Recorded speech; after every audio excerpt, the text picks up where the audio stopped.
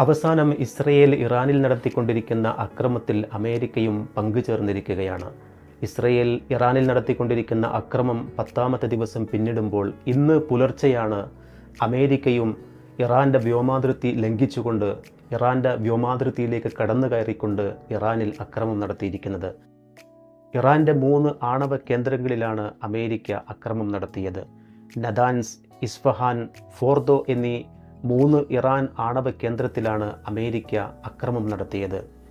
ഉഗ്രശേഷിയുള്ള എന്നാൽ അമേരിക്കയുടെ വ്യോമസേനയുടെ പക്കൽ മാത്രമുള്ള B-2 ബോംബർ വിമാനങ്ങൾ ഉപയോഗിച്ചുകൊണ്ടാണ് അമേരിക്ക ഇറാൻ്റെ ആണവ കേന്ദ്രങ്ങൾ ആക്രമിച്ചത്.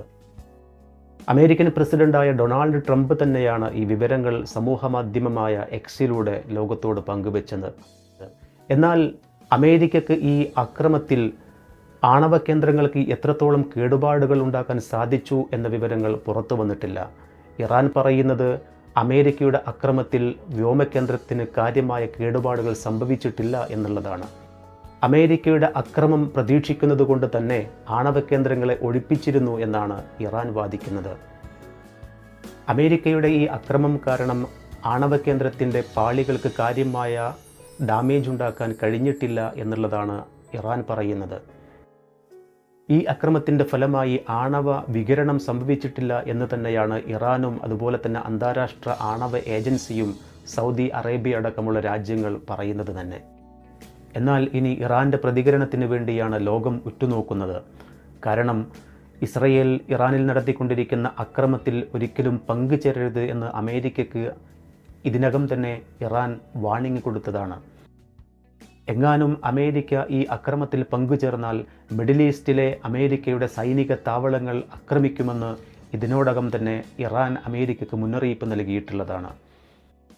അതുകൊണ്ട് തന്നെ ഇപ്പോൾ അമേരിക്ക ഇറാനിൽ നടത്തിയിരിക്കുന്ന അക്രമത്തിന് പ്രതികാരമായി കൊണ്ട് മിഡിൽ ഈസ്റ്റ് രാജ്യങ്ങളിലെ അമേരിക്കയുടെ സൈനിക താവളങ്ങൾ ആക്രമിക്കുമോ എന്നുള്ളതാണ് വളരെ ആശങ്കയോടുകൂടെ ലോകരാജ്യങ്ങളും അതേപോലെ തന്നെ പ്രത്യേകിച്ച് മിഡിൽ ഈസ്റ്റ് രാജ്യങ്ങളും ആശങ്കയോടുകൂടെ നോക്കിക്കാണുന്നത്.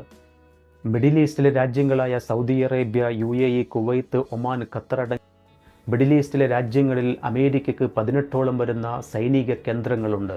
അതുകൊണ്ട് തന്നെ ഇറാൻ ഈ അക്രമത്തിന് പ്രതികാരമായി കൊണ്ട് ഈ സൈനിക കേന്ദ്രങ്ങളെ ലക്ഷ്യം വെക്കുമോ എന്നുള്ളതാണ് ഇപ്പോൾ ആശങ്കയോടുകൂടെ ലോകം ഉറ്റുനോക്കിക്കൊണ്ടിരിക്കുന്നത്. എന്നാൽ ഇറാനോട് മിഡിൽ ഈസ്റ്റിലെ രാജ്യങ്ങൾ ഇറാനെതിരെയുള്ള അക്രമത്തിന് വേണ്ടി മിഡിൽ ഈസ്റ്റിലെ സൈനിക കേന്ദ്രങ്ങൾ ഉപയോഗിക്കരുത് എന്ന് ഇതിനോടകം തന്നെ പറഞ്ഞിട്ടുണ്ട്. അതുകൊണ്ട് തന്നെ ഇപ്പോൾ അമേരിക്ക ഇറാനിൽ നടത്തിയിട്ടുള്ള അക്രമത്തിന് വേണ്ടി മിഡിൽ ഈസ്റ്റിലുള്ള സൈനിക